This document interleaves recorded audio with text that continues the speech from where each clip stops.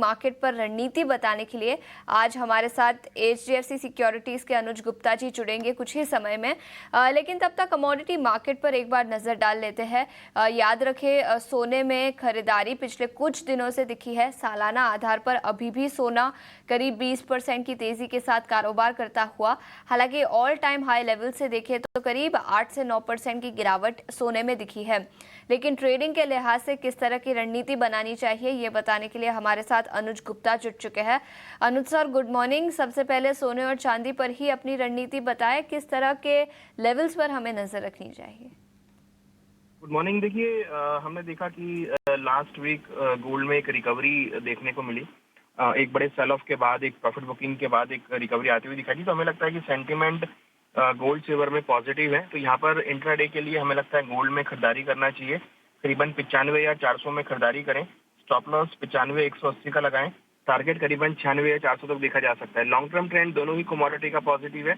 हमें लगता है कि सिल्वर भी खरीदारी का ट्रेड बना सकते हैं और लॉन्ग टर्म में सिल्वर करीबन 1 लाख के आसपास तक आ सकती है। बट इंट्राडे के लिए गोल्ड के अंदर खरीदारी का ट्रेड बना के चल सकते हैं।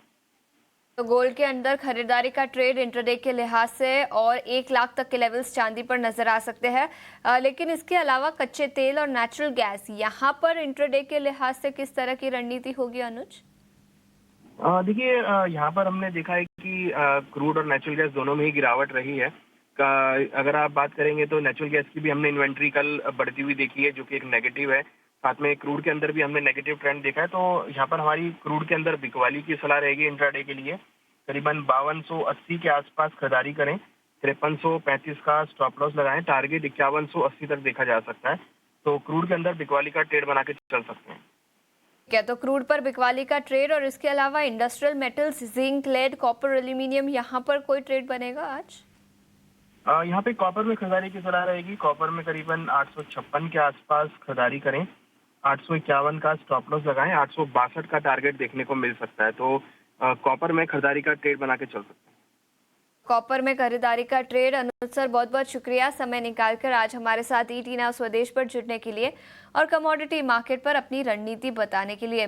गिफ्ट निफ्टी 24,680 के आसपास कारोबार करता हुआ 30 अंकों की तेजी यहां पर निकल कर आई है। अमेरिकी बाजारों से मिला जुला कारोबार, लेकिन एशियाई बाजार आज सुबह हरे निशान में शुरू हुए हैं। ऐसे में किस तरह की रणनीति बनानी चाहिए, स्टॉक स्पेसिफिक आइडियाज कौन से होंगे, इस पर विस्तार में एक छोटे से ब्रेक के बाद चर्चा करेंगे। बने रहिए हमारे साथ।